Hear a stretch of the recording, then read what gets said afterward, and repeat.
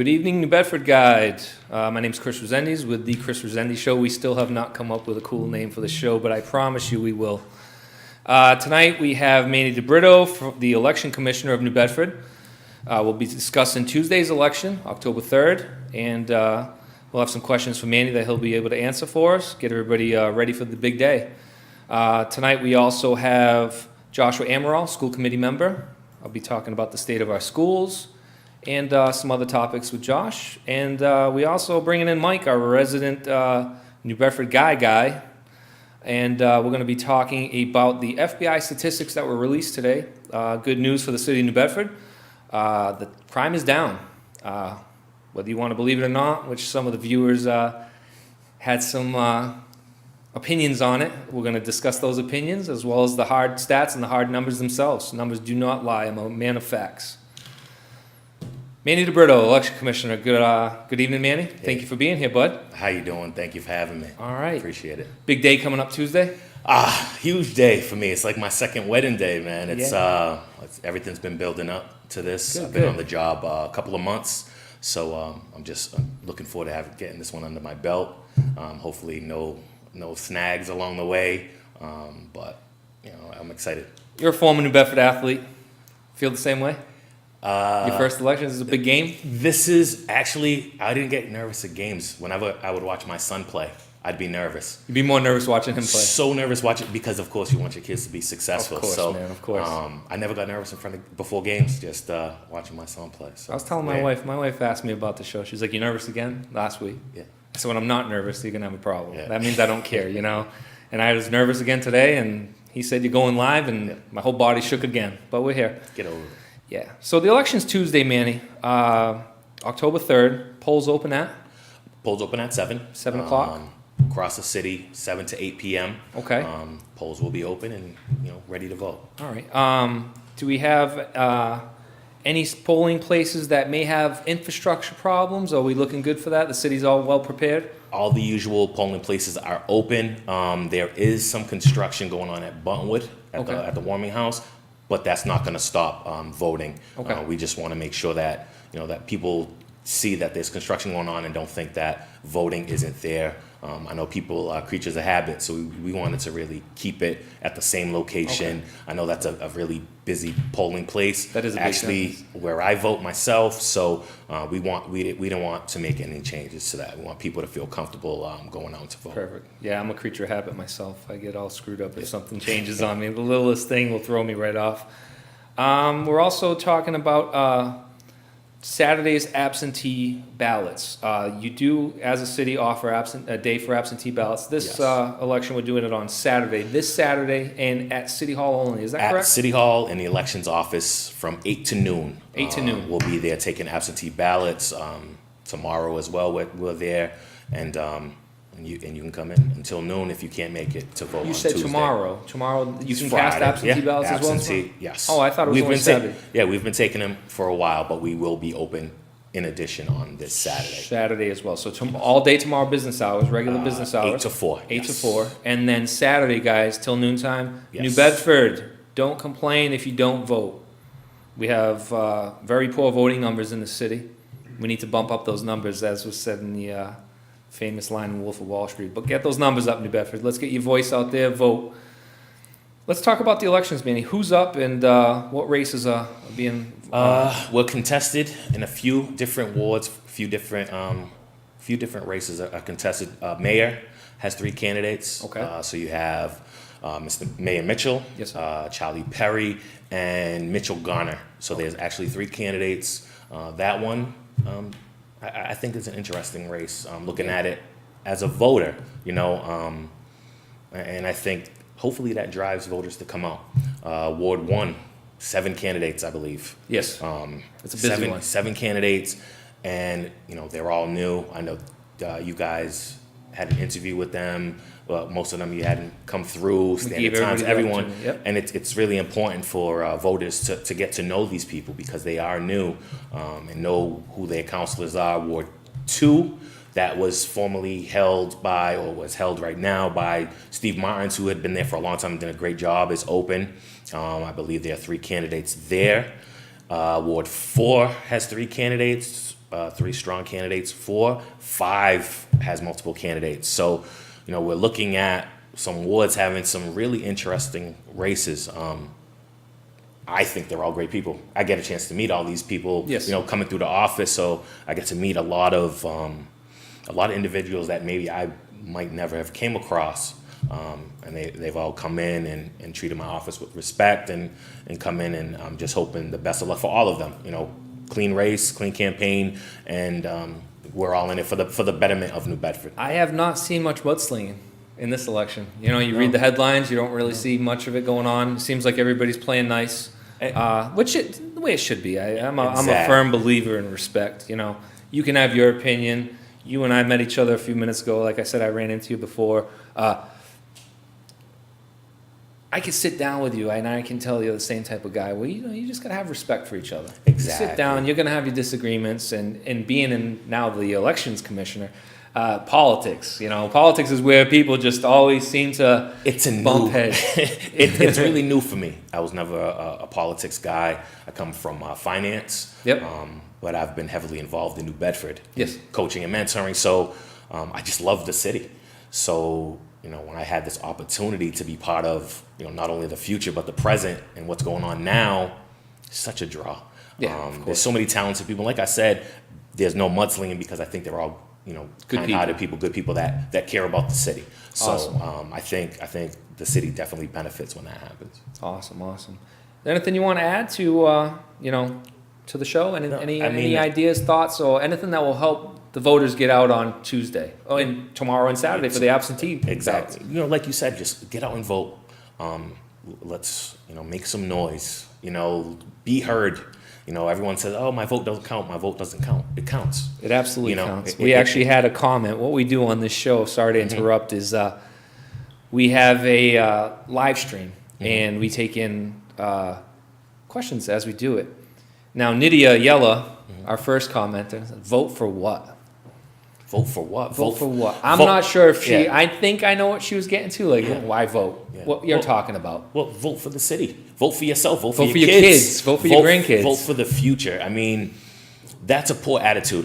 You see, New Bedford gets a bum rap. Everyone, the focus is always on the negative. There's such great people, great things.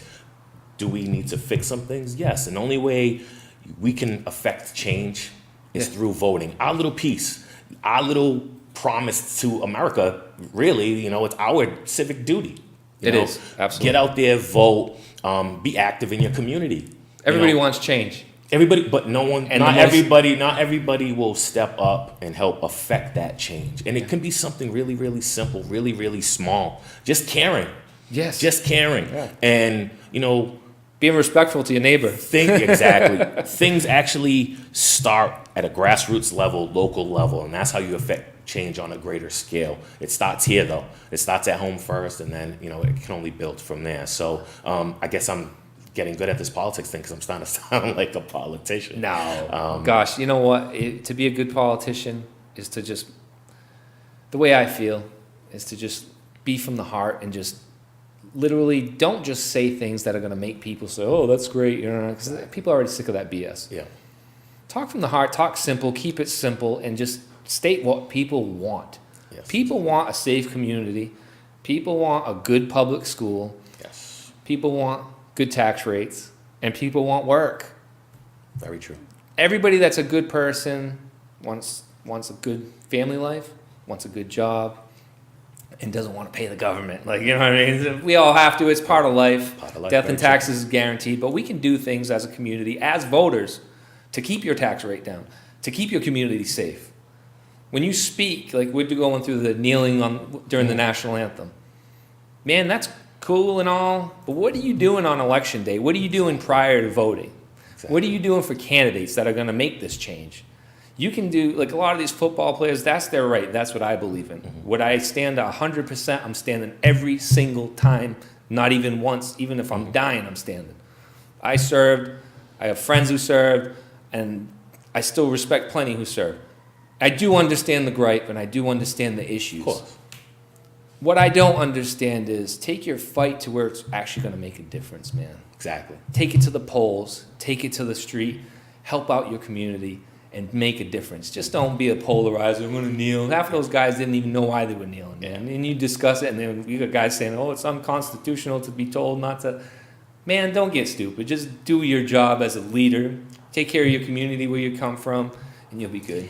Exactly. I actually, started coaching and mentoring a long time ago, and I thought, I'm going to be able to just help a bunch of kids that need. And I ended up helping a lot of families, and then realizing how fulfilled I was getting from doing that. And it started as, I'm just going to coach a bunch of kids to play basketball. And then it developed more and more and more and more. And it's led me to be where I am today. How many years you coach? I've been coaching for close to 15 years. So you're looking at adults now that you coach as children. People walk up to me, hey, coach, grown men, beards. I do not know most of the time. And it's sad to say, but I've known some of these kids from 4 and 5 years old. Yeah. And now they're grown men. They're having their own kids. Stinks getting old. I hate it. I have a 4-year-old, and those guys that I run into, they're going to be coaching my son. Absolutely. So, hopefully you put something in their heart and in their mind that they can do the same thing that you did. And I had coaches growing up that made a difference in my life. Exactly. It made me say, man, stop being a knucklehead. I still remember a couple of them. They were great people, Mm-hmm. And I can go on a tangent. Like I said, I can talk. I got 3 guests tonight. Manny, thank you so much for everything you do in the community as far as coaching. Where do you coach now? I'm coaching at the CYO. I do some training. I help with the Mass Saints program. It's a new program. I'm helping them get off the ground. And I'm just pretty much a mentor and coach to everybody. So. I got a project that I want to work on next year. On the way here last Thursday, mm-hmm. I'm going to reach out to you for this. Please. I tried getting some help already. I guess I got to talk to Decon. Mm-hmm. I saw New Bedford Bears walking. Little kids, no family, no bride. Was on the way to the show last week, and it bothered me, man. It bothered the hell out of me. I want to do a program, start it next year. I'm going to get it going this year. Even if I take care of 5, 6 kids, not me, myself. I'd like to do 1 or 2, get people to do it, called Adopt a Bear. Yeah. We get kids out of neighborhoods that they don't have rides, they don't have family members who care enough to go to these games. Yeah. Well, we go pick them up, stay at their practice, watch their practice. Because that means a lot. A lot of people just think game day, you go watch, and get the kids home, take them out to dinner. Because not only will it provide the kid with something, it's going to provide me with something. It's going to provide my children with a perspective that they will never, ever. This kid is going to teach my child something that I could never teach him. And what you're talking about here, that's something near and dear to my heart, is mentorship. Yeah, absolutely. We all need mentors. These kids need consistency. They need people there to show that they care. And it's really, really important. Like I said, it's something that's, meant a lot in my life, and really got you where you are today. It's enriched my life, and I have countless blessings. And people say, how did you get this position? When I walked into interview for this position, they knew me from my good works, and they had heard of me caring about my city and the people in it. So it really was that icebreaker that I needed. Other than that, it would just be another face, a resume. They told me I had a decent resume, but at the same time, I think myself personally, was able to sell. I'm all about, I think that we're going about things a little wrong, and we're taking care of problems when it's too late. We're putting a lot of our resources and a lot of our time. Reactive. I'll talk to Josh about this later with the school committee. I want to stop fixing people. I want to start raising people. Very true. We're taking so many resources, fixing people that are broken. You compare it to a war almost. Whereas you lose some battles, but you can still win the damn war. Exactly. I'm afraid to say it, but it's a reality. We may have to let go of some of the battles, so that way we can win the war. And start young. That's how we're going to win this. We're a reactive society instead of being proactive, and our kids are losing out on a lot of stuff because we're waiting until it gets to a point where now we got to, like you said, save them. We got to take care of it before they get early, young. Before they hit that cliff, let's get them away from it. Some of my training starts at 3 years old, and we did something this year called the Superhero Training Day. And I had my buddy that dresses up as Batman, makes his own costume, come and surprise the kids. They were all dressed as superheroes because I want them to build their self-esteem, believe they can do anything at 3 years old. Yeah. That sets a foundation for the future. These kids are going to remember that. Oh, remember that guy came dressed as Batman and the pictures, and that stuff is really, really important. And those kids are going to shape our future. And I believe, honestly, that the next generations are going to save us from ourselves. Yeah. We're going to have to. We need that. We definitely need that. All starts at the polls. Guys, know who you're voting for. Tuesday. Manny, thank you so much. Thank you for having me. I appreciate your work that you've done, and I appreciate all the stuff you do for the kids in the city. Thank you. I appreciate it. Thanks, Manny. These great shows are brought to you by some wonderful sponsors in the area. Our first sponsor, the Cask and Pig and Ale House, is hosting their first annual Boars and Brews Challenge. For the month of October, they challenge you to consume 26 beers and 5 signature pork dishes. Sign up begins on October 1st. For completing the Boars and Brews Challenge, you will receive a personalized t-shirt, a 2017 Boars and Brews mug, a Cask and Pig Beer Club card, valid for 1 year, and your name will be registered to win many other prizes, including Patriots tickets, Bruins tickets. Check out the event section on the Cask and Pig's Facebook page, and we'll also drop the event link in the comments. Thank you, Cask and Pig, for your sponsorship. Our second guest tonight comes to us from the great city of New Bedford and the school committee, Josh Amaral. How are you, Josh? I'm doing well. How are you? Thank you for coming tonight. Of course. Let's get a little background on you, Josh. Where are you from? How you been here? How'd you get here? Sure. So let me think. I grew up in New Bedford, born and raised. I've never lived anywhere else. Went through all New Bedford schools, from Winslow to Keith to New Bedford High. I stayed local, went to UMass Dartmouth. Nice. I started getting involved with this stuff actually when I was a student at UMass Dartmouth. So I was a political science major. You could have guessed, right? So you studied to be a politician. I don't know about you yet. There's a little bit more history than politics I think they teach. But I'm playing with you. But yeah, so I was doing that. I was in the honors program there, and you have to do like a thesis, an undergraduate thesis to be in that program. So I chose to focus on a local political issue rather than Machiavelli or some old political thinker. And a hot topic issue in New Bedford as it is now, but in 2012 or so, was education, local schools.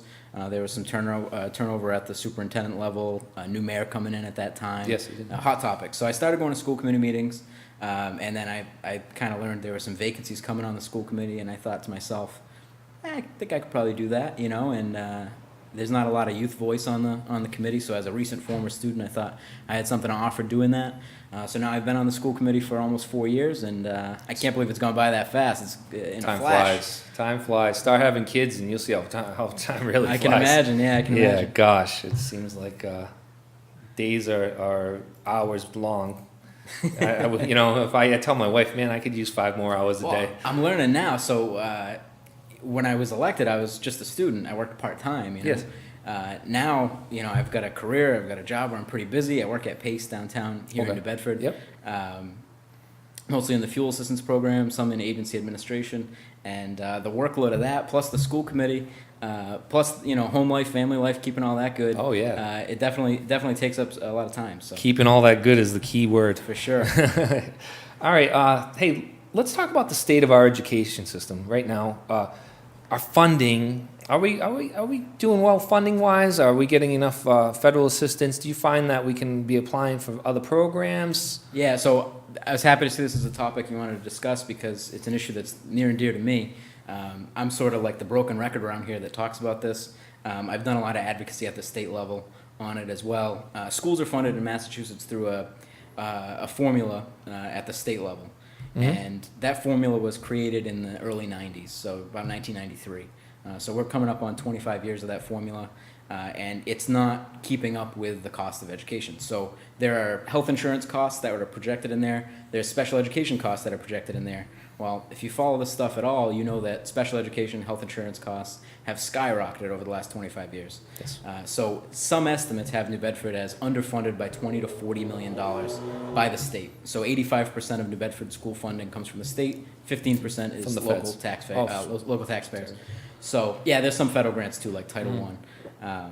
But I've gone to the State House. I've testified in front of the Education Committee there, asking, we need to get some more dollars in, not only New Bedford, but cities like New Bedford, Brockton, Fall River, Lawrence, Lowell, because the tax bases here can't support significant local contributions above what we're at now. Yeah, we're already pretty maxed out tax rate wise. If you're in Newton or you're up in Wellesley somewhere, your property tax bill is like $8,000 a year. Yeah. And the schools are funded at twice the state mandated minimum because they can afford it. Well, what about a community? What about kids growing up in a community that doesn't have that tax base like New Bedford does? Yes. So we got to call upon the state to increase that. They've got this millionaire's tax thing coming on the ballot next year, which I'm opposed to, but go ahead. Well, I hear you. Well, some legislators. I don't believe in punishing success, but go ahead. I understand. Some legislators have said that if that goes through, they might earmark the money that comes with that for education to fill that, because it'd be like a $2 billion gap across the state. Right? No, these are the same legislators that just voted themselves 129% increase, correct? Yeah. Right, Well, yeah. So my concern as a school committee member is you've got a lot of competing priorities. There's a lot of issues you can solve with a quick $1 billion, $2 billion. Yeah, you got to think long term. When you're doing these budgets and you're doing this funding, you can't just look at, well, next year, shoot, we're underfunded.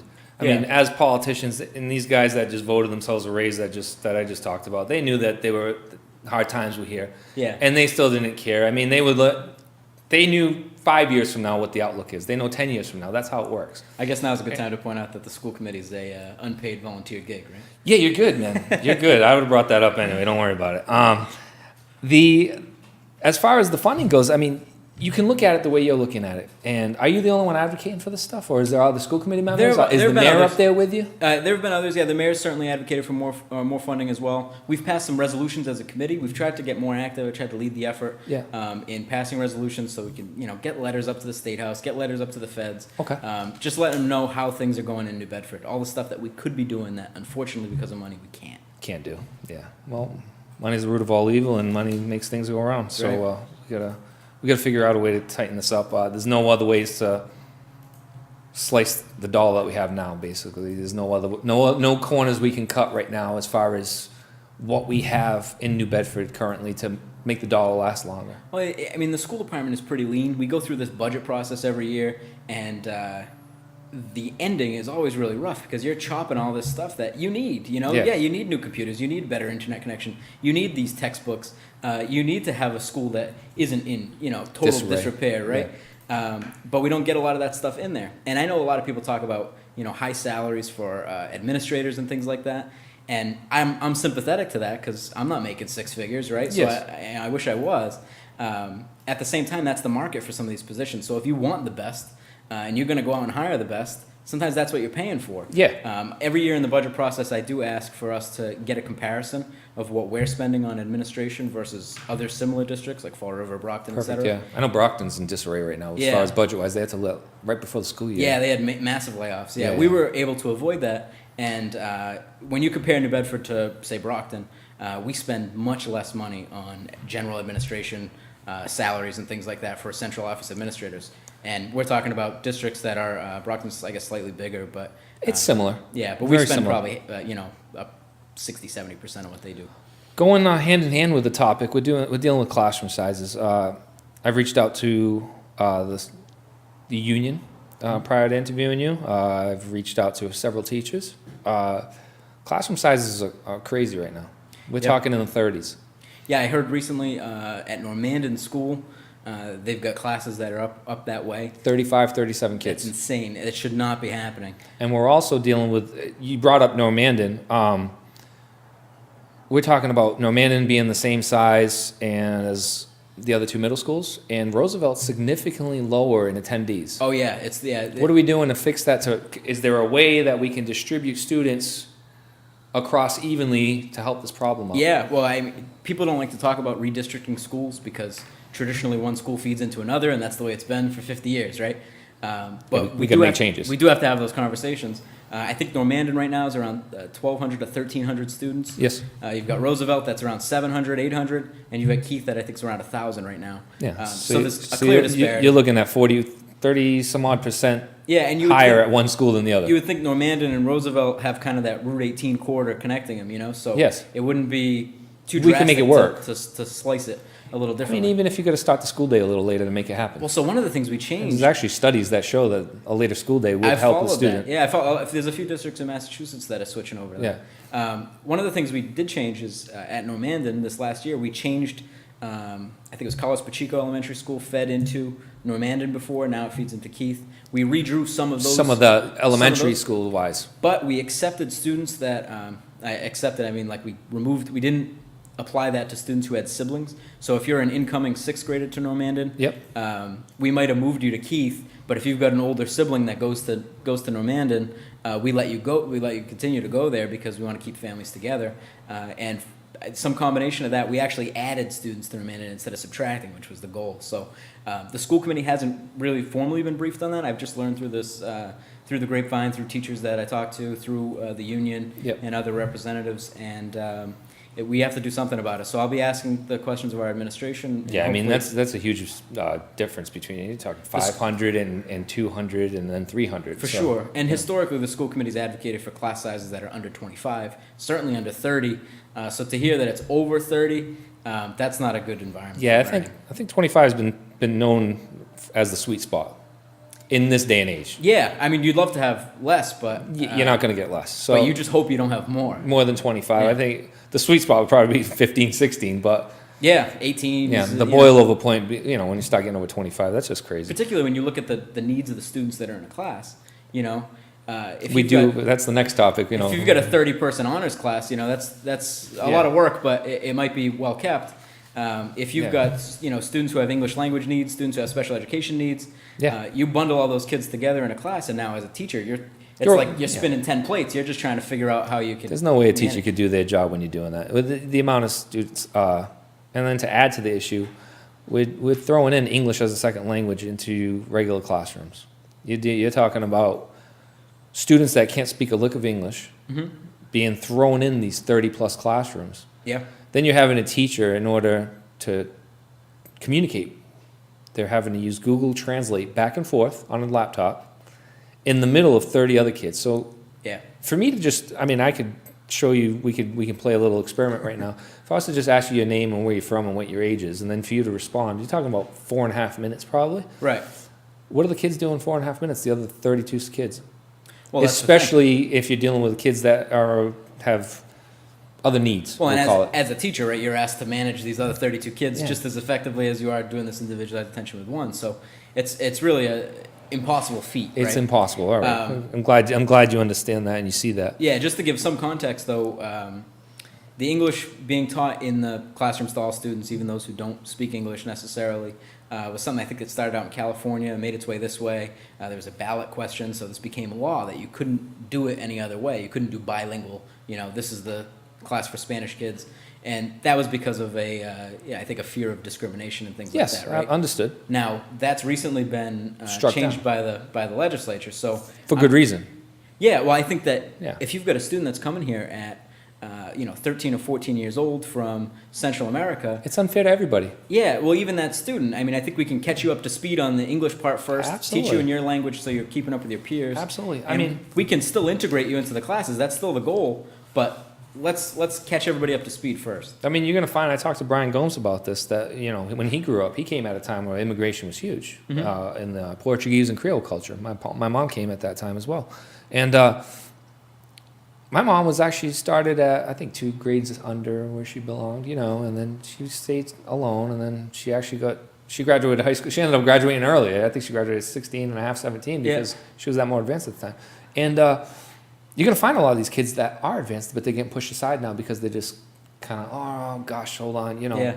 Now, you're getting funding from the feds for these ESL students. Yeah, Well, the state- there are special programs and funding it from the feds, from the state. We receive a stipend per student. It's a relatively small amount of money in the grand scheme of things.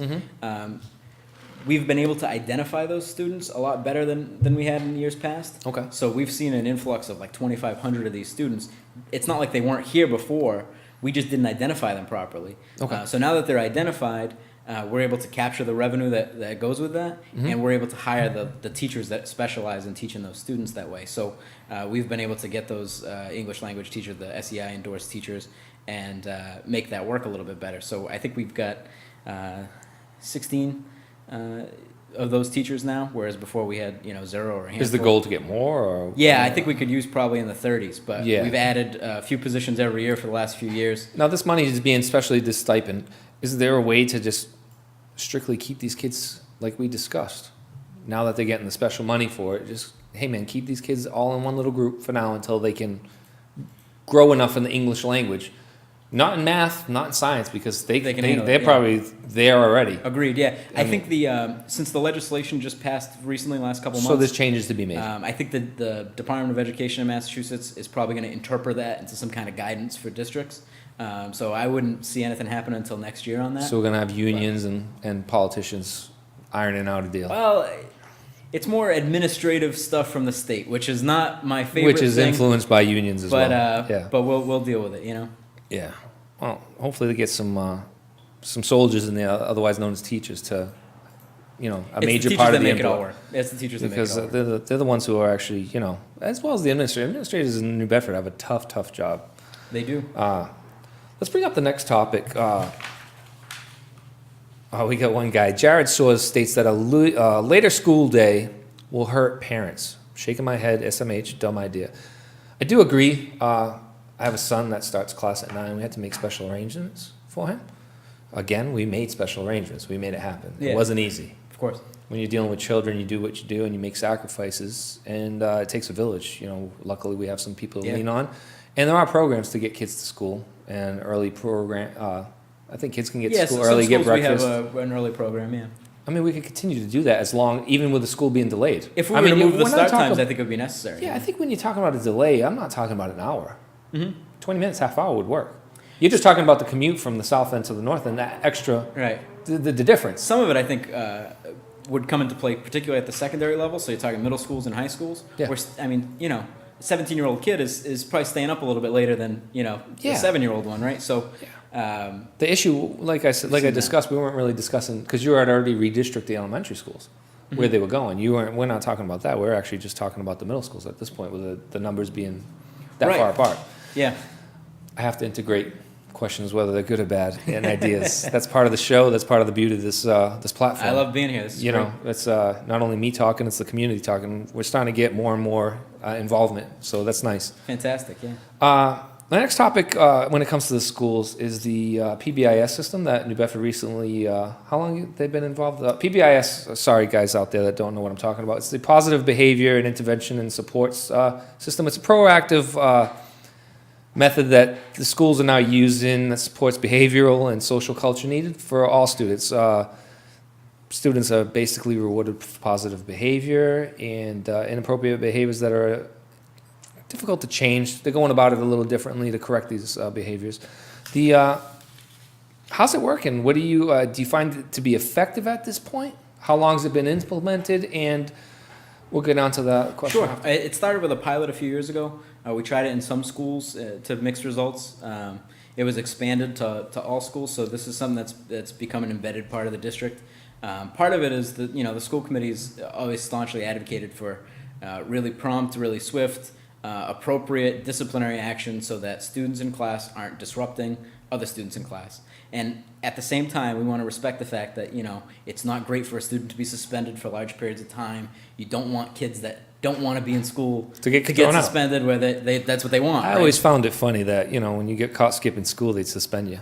Yeah, exactly. Yeah, you're giving me what I want. It's like a gift.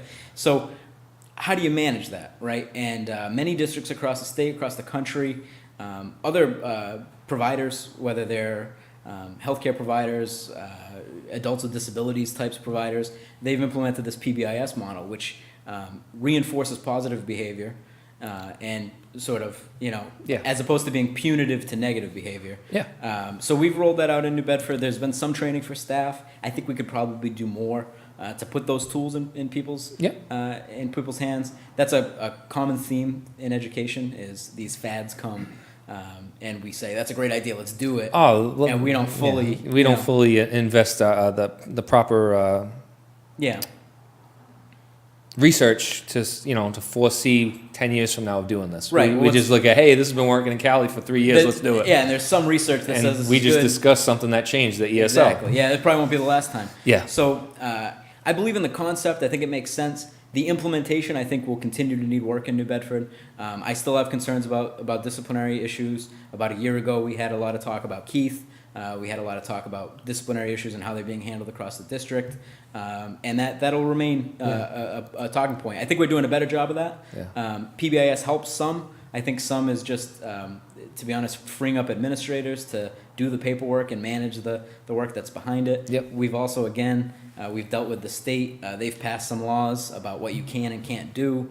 If a student is to receive discipline beyond a certain level, Yep. Parents have to be called in. There has to be an opportunity for a hearing. It's like a full trial, right? Yeah, So- it's a court process nowadays. Yeah, it makes things a little bit more difficult. And some of that stuff was implemented with good reason. Again, you don't want disproportionate amounts of students from one socioeconomic background or one racial background to be disciplined more than others, and that's been an issue in the past in districts across the It country. is, but I think for the most part, if your kid's a jerk, your kid's a jerk. Let's just call it what it It is. happens, You know, yeah. Well, the bottom line on PBIS is it's difficult for teachers to manage it. Yeah. And I think that more work could be done to teach the system. Yeah. But even then, you've got a teacher now that, again, is managing X number of special education students, X number of English language learner students. They've got a test to administer this day. They've got this assignment to teach right now. Someone's coming in to evaluate them. They got to manage the PBIS. They got to move this pin or clipboard thing over here to handle this, and it's a lot. It's a lot to handle. I dove right into this. I didn't know what PBIS was. I knew that I had to discuss topics with school committee members, so I Appreciate it. reached out to.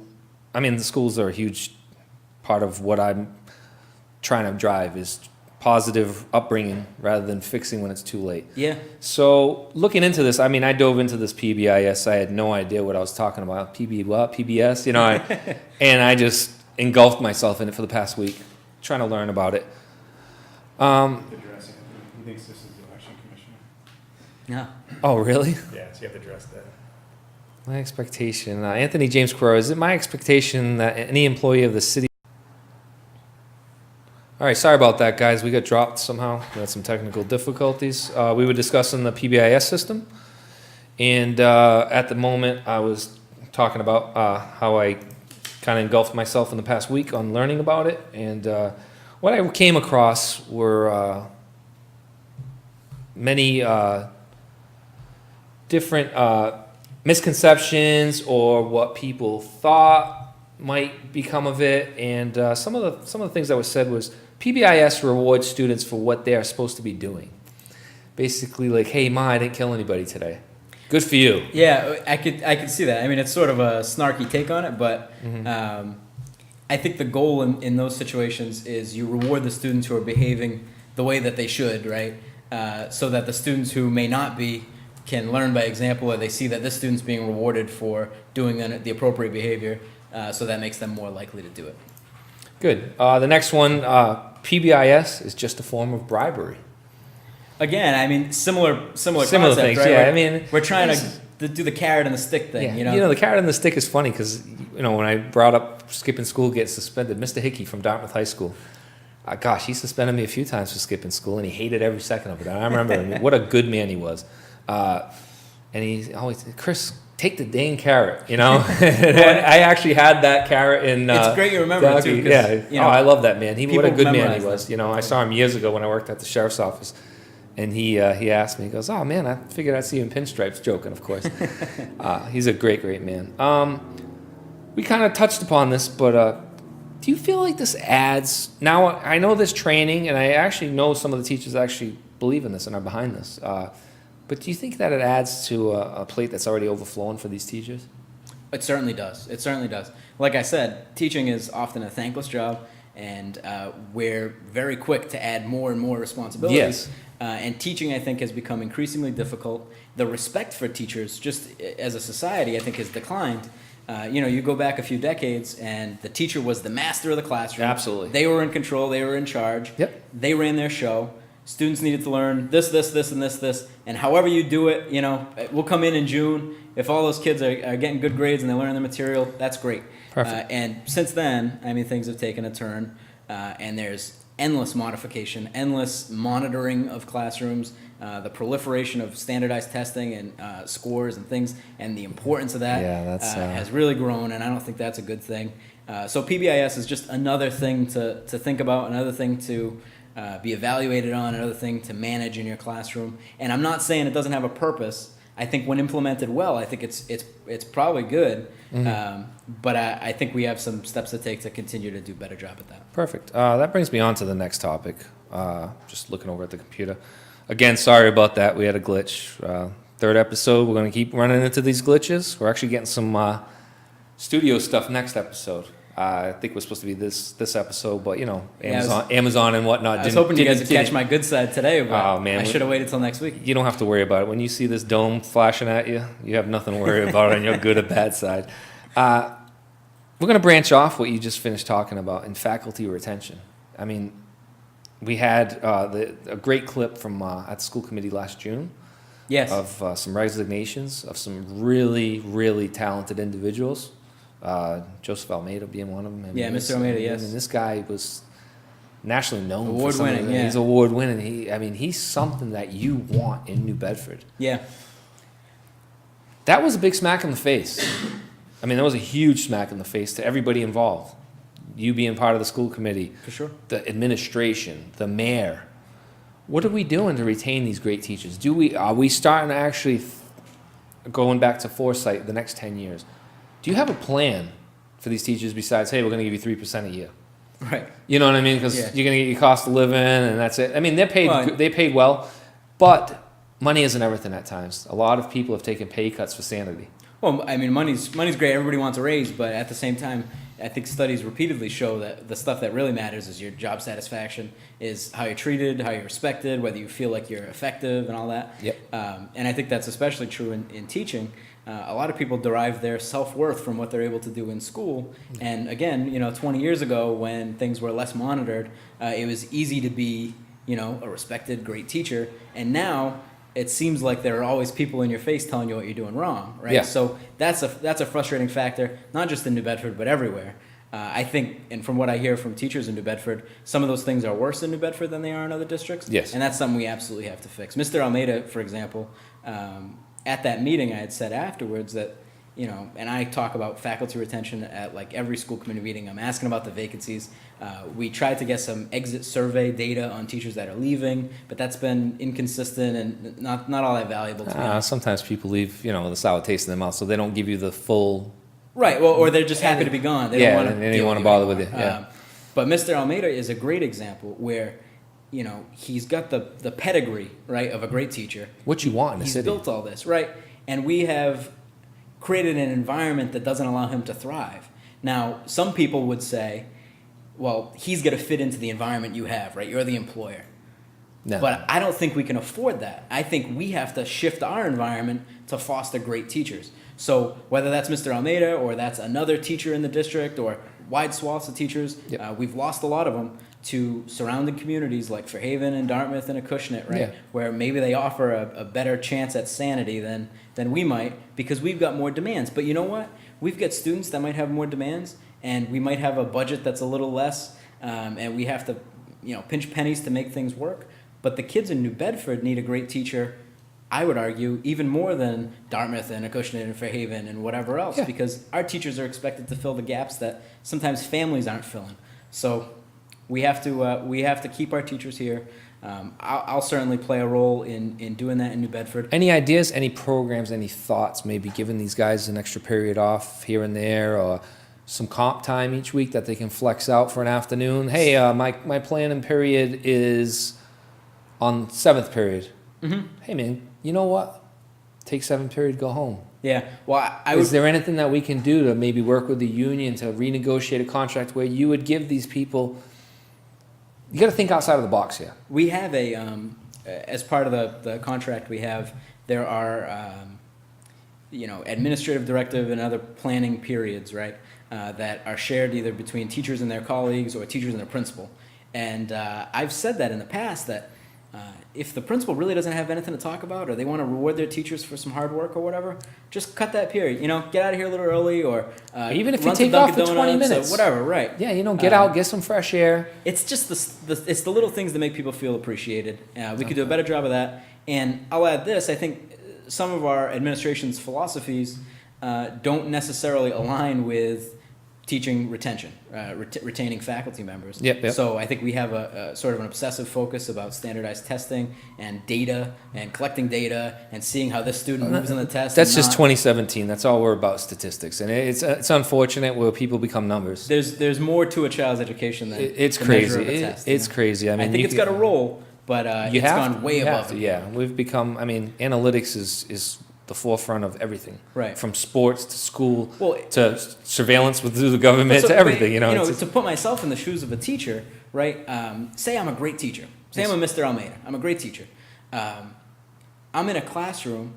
I should want to be in the classroom with the most difficult students to teach because I have a great set of skills and I want to apply it to these students. But if you're monitoring me on the scores that I'm generating in these students, I'm going to be more likely to take a class of kids that's going to score well than that. So you end up with a mixed scenario. well, you're gonna find that the people that are up for the challenge, these Mr. Almeidas, and I know of other teachers, they're actually gonna want the challenge. The Yeah. people that are built to be good educators, and the ones that aren't just going through the motions and I gotta get this kid out of class is a pain in the ass. Excuse my language, New Bedford. Those are the teachers who are not gonna do well anyway. They're not gonna excel. You're not Yeah. going to want them. And that's one of the questions I was going to bring up to, I mean, we discussed unions before the show, to Lou, like, you really, the role of the union these days is to support these teachers that I'm done, I'm here, I'm collecting my check. Just as much as I want to see you reward these teachers, these good teachers, and retain these good teachers and give them a bone once in a while, I also wanted you to get rid of the ones that aren't really doing their job. We got to come to a...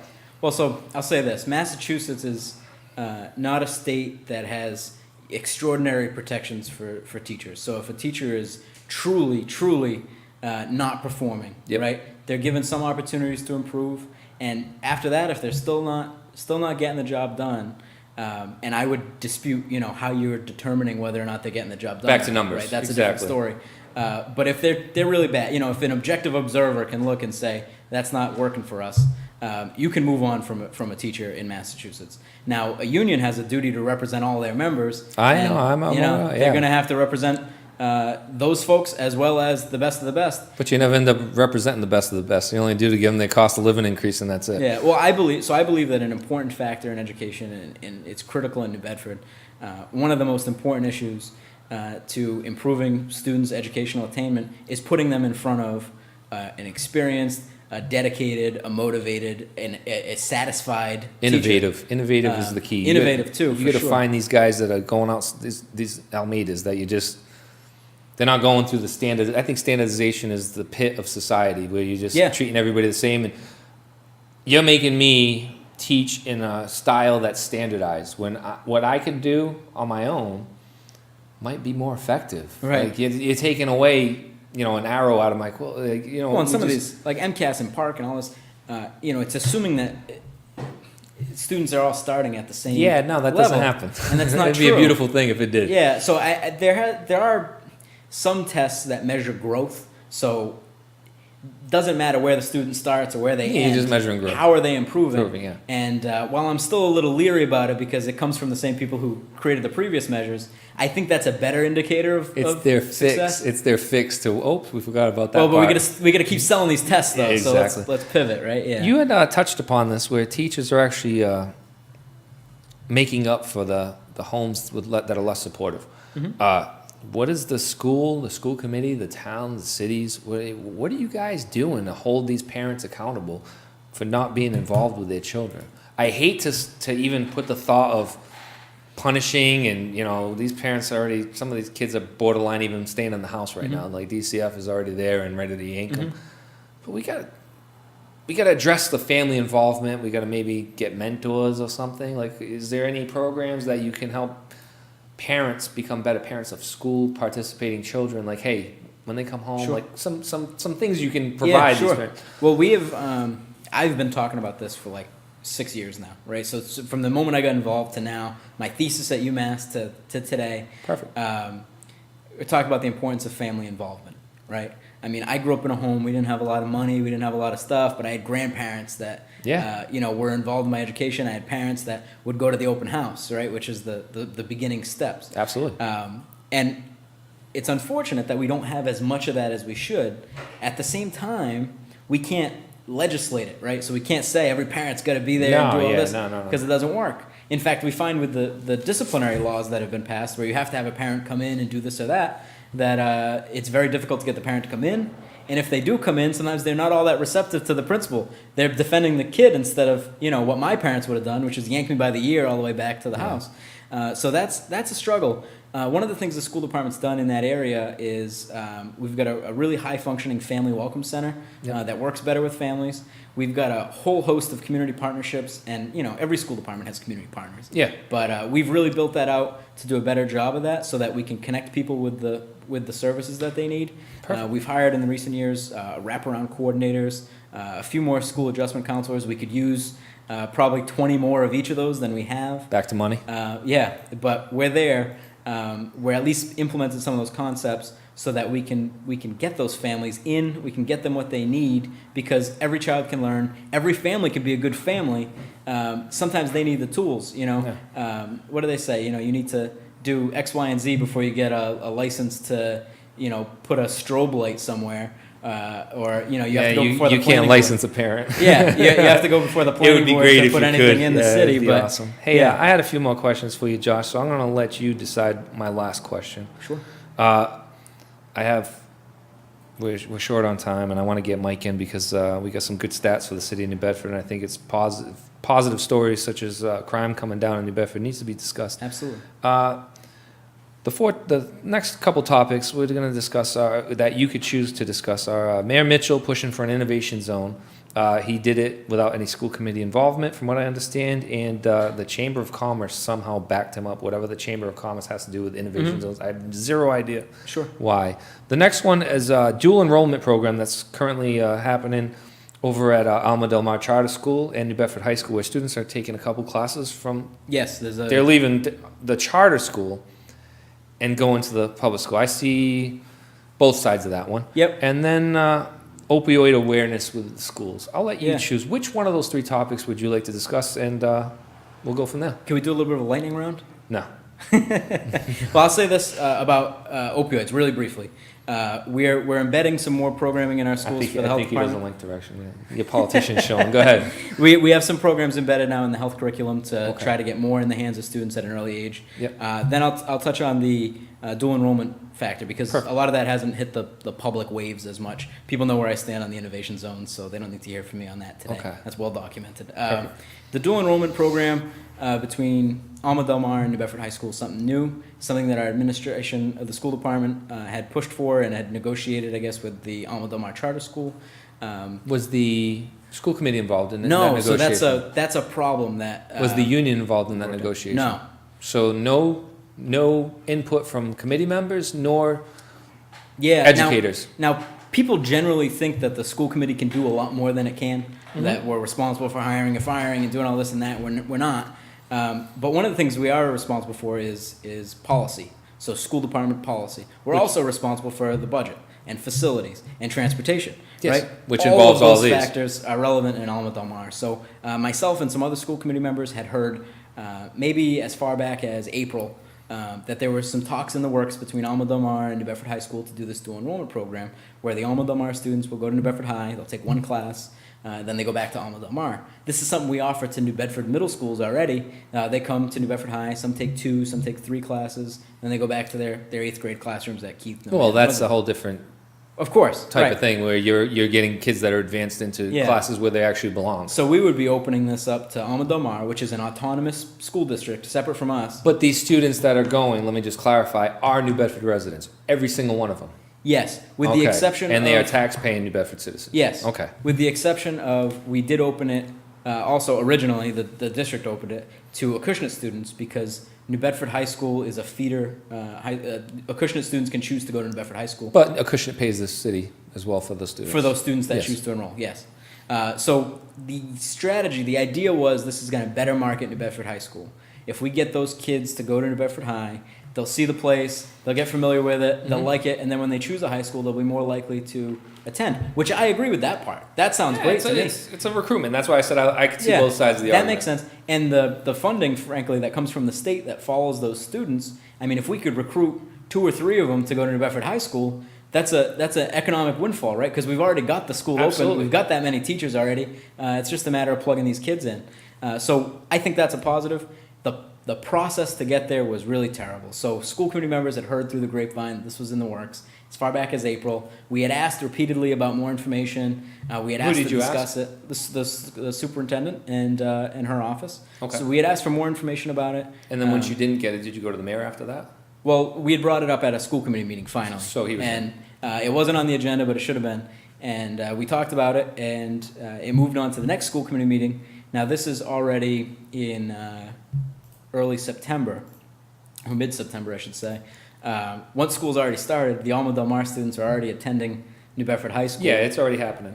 So now the school committee's put in the awkward position of, do we take a vote yes or no on this? If we vote no as a committee, You're gonna kick these kids out. we're going to kick the kids out, right? So the only way that I could make that decision as a school committee member in good conscience was to make the decision as if the students weren't going to New Bedford High School yet.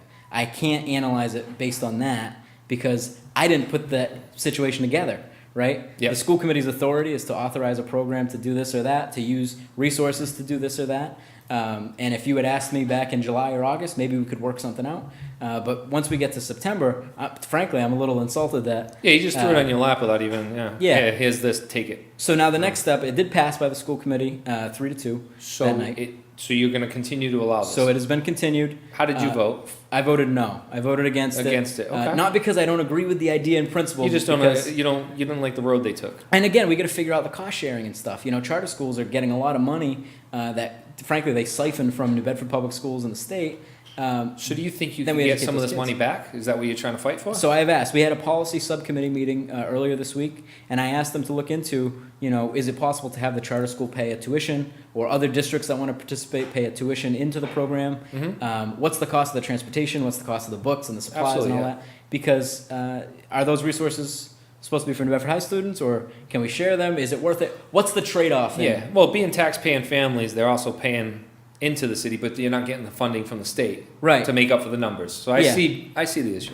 As a school committee member for New Bedford, I'm responsible for New Bedford High, so I got to make decisions in the best interest Best of that interest in school. New Bedford. Absolutely. Hey, Josh, I gotta cut you short. Unfortunately, seems like you and I are gonna have to revisit again. Yeah, I for sure. Appreciate you being here. Happy Thank to be you on so anytime. much. Good luck on Tuesday. We're not gonna talk any more than that. This isn't about that, but good luck. I appreciate it. No primary for me. Can I plug one thing? I have office hours at the Lawler Library on Saturday from 11 to 1. So if any families, any commenters on Facebook want to Where's come the out, law library? that's the one near Buttonwood Park, right Okay. on Rockdale Ave. So I'll be there from 11 to 1. Every Happy to answer Saturday? any questions. Just this upcoming Saturday. Upcoming I Saturday. do have a schedule of other, I try to do office hours throughout the city at various So libraries. If you're not voting on Saturday, New Bedford, and you got some issues that you want to take up with Josh, Yeah. he's there to listen to you. Lawler Library, Buttonwood Park, right over there on Rockdale Ave. They got a beautiful firefighter monument memorial there Yeah. that they just put up. Take a look at that. Go see Josh. Change is done by voting and speaking to your legislators. Guys, take advantage of what we're bringing to you here on New Bedford Guide. Josh, thank you so much. Thanks so much, Chris. I appreciate it. All right, guys. Time to pay the bills. Rain or shine, New Bedford Oktoberfest will take place on October 14th from 3 to 11:45 on the working waterfront, inside the State Pier Terminal, and out of the pier located downtown New Bedford's historic park. This year will feature expanded brews, music, featuring live living on a bad name, Craig DeMello and friends and the Poor Men. Early bird tickets are now on sale, guys. Get your tickets now, save some money. Tickets will also be on sale at the door for $20. Just type New Bedford Oktoberfest into Google and you'll find their website with a link to buy your tickets. We'll also drop the event link on the comments section here. Here's a highlight video that you're watching now from last year's event. Do not miss out on the fun, guys. No video. All right, and we're here with Mike, the man behind New Bedford Guide, and we're going to discuss an article he wrote today on the New Bedford Guide. Mike, nice seeing you. Thanks for being on the show, bud. Appreciate you coming on and helping me out with this. Yeah, sure. I apologize to all the social media guys out there for being the bearer of positive news to the Yeah, to the seemed like you city. get a It few seems like in the comments that comment don't section, like right? And it's funny though, like, last year if I wrote like overdoses were up by 75% and those kind of articles. You get a ton of clicks. Well, you go to New Bedford Guy and type in arrested, type in police, and you'll see articles. So I write good and bad. Doesn't we don't sit there and sugarcoat anything. In an article like this, I didn't write the title until the end. So you sit down and okay, FBI stats are released this week. Whether you think Mayor Mitchell, probed the FBI to release them this week or not, but they're released this week. We get press releases from the U.S. Attorney's Office.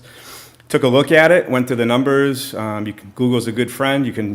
It's pretty hard to go through the site on the FBI and find the navigation is not easy, but we do have it on NewBedfordGuide.com. Yeah, so I think we're going to the website. You can see the numbers there. I took 2010 to 2016. So obviously, when the year ends, the stats ain't released January 1st. They take time to compile it, go for accuracy, because if you read the FBI's press release, they had to go back and actually update previous years. But the telling information is nationwide. And we're talking about violent crime. We're not talking crime. Yeah, not crime. Just drugs. We all know drugs are bad. Overdoses, prostitution. This is all violent crimes, as shown on the chart. You can actually see by category. So crime overall across the country, violent crime is up 3.4%, and that's the biggest increase in 25 years. If you look at the article, homicides up by 7.9%, the highest. It's more than 20% in the nationwide homicide rate since 2014. New Bedford bucked the trend. Fall River, kind of went with the trend. So we kind of separated there. Trend, So they, some of the Boston outlets, they like to put out those top 50 lists. And so I put the top 10 in there and gave a link to the top 50. North Adams, who knew they were the top this year. Yeah, you would never think that. Yeah, so New Bedford, if you look at, there's these clickbait sites out there that kind of write these the 10 worst cities to live in, those kind of things. You put New Bedford. People love showing them. You see it on Facebook. Look, again, we made it. And they love the misery, as you saw in the comments. So New Bedford, is finished second or third many years back in 2013. Yeah. And we've dropped down to eighth, and you think you'd want to celebrate that if you're a New Bedford resident or even live in the area. We want people to visit New Bedford, so you want people in the area to feel safe, and that's the thing. So the article we put out, I wrote it up pretty quickly today, put it out there for people to consume. Standard Times actually beat me by 2 minutes. They got their thing out soon. We didn't coordinate or anything like that. Yeah. So I welcome you to go to the Standard Times Facebook or website, check it out there too. I think WSM's, I'm sure, going to cover all the news outlets. But, sometimes, I was talking to the mayor today. We had the interview for his time. We try to give equal time to all the candidates.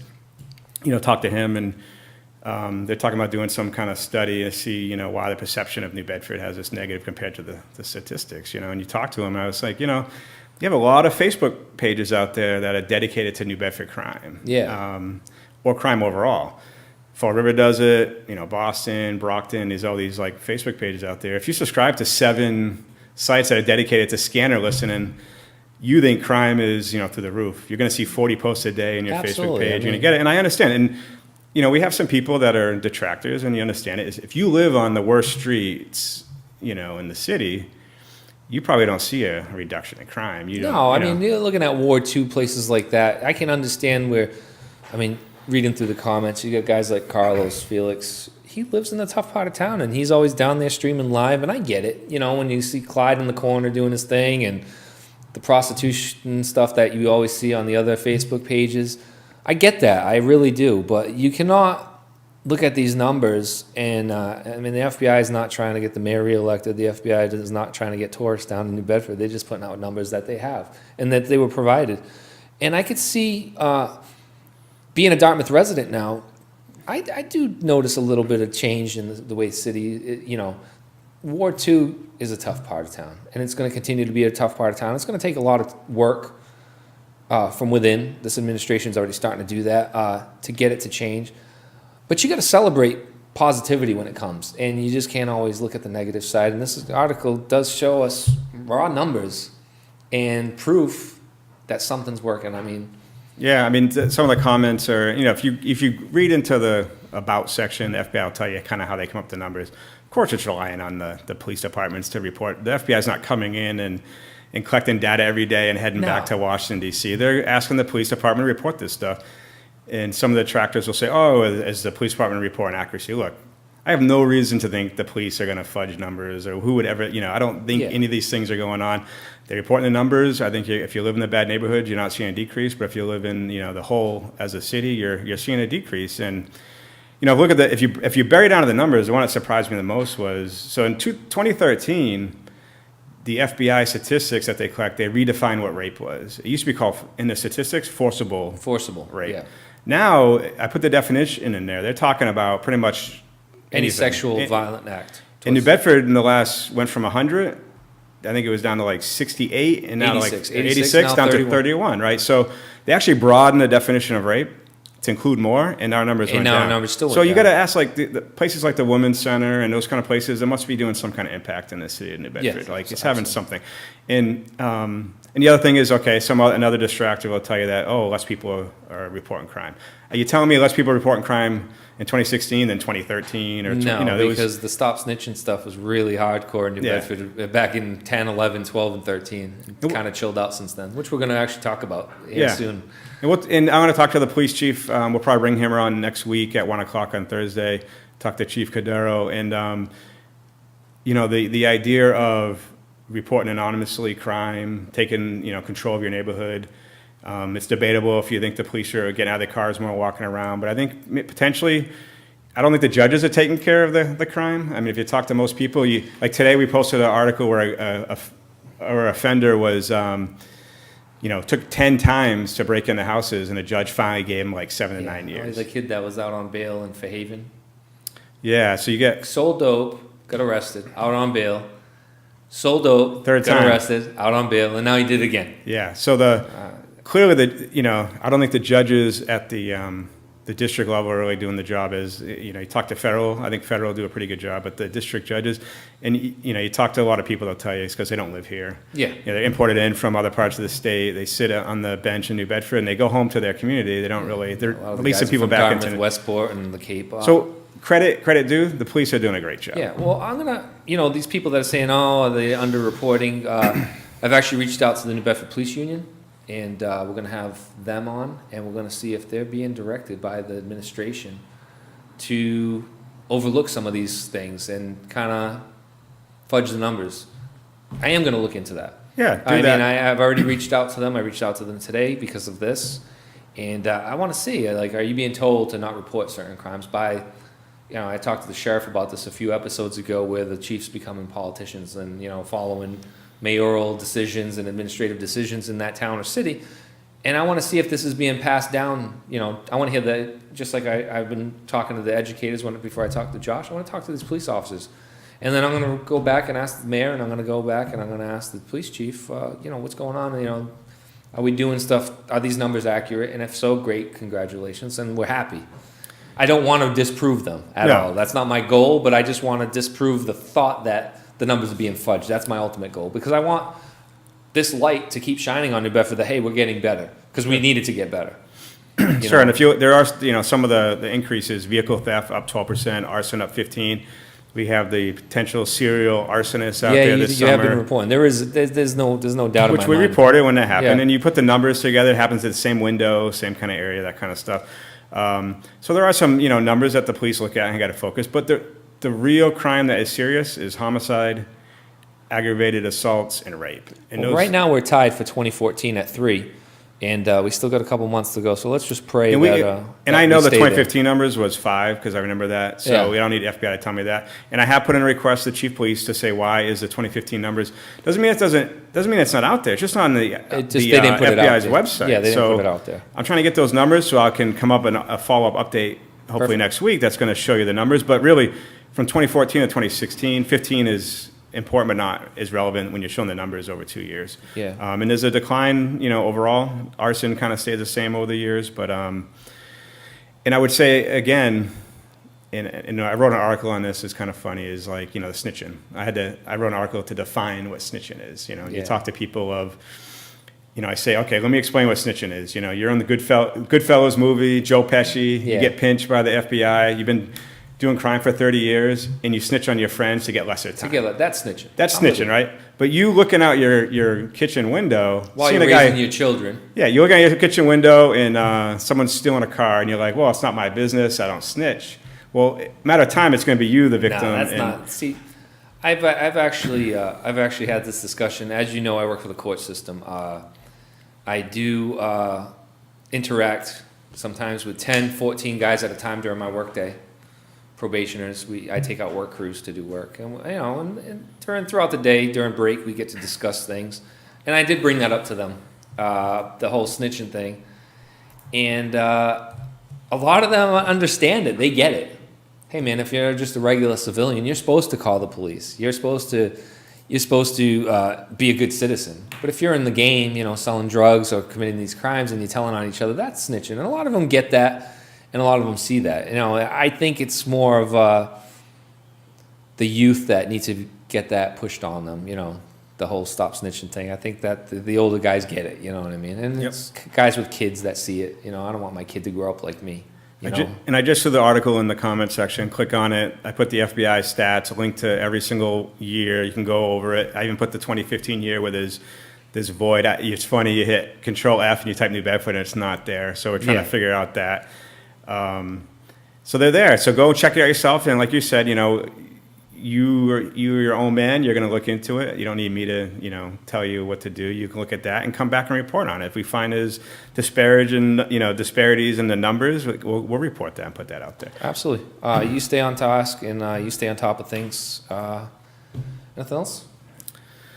No, I mean, I would say, Oktoberfest is around.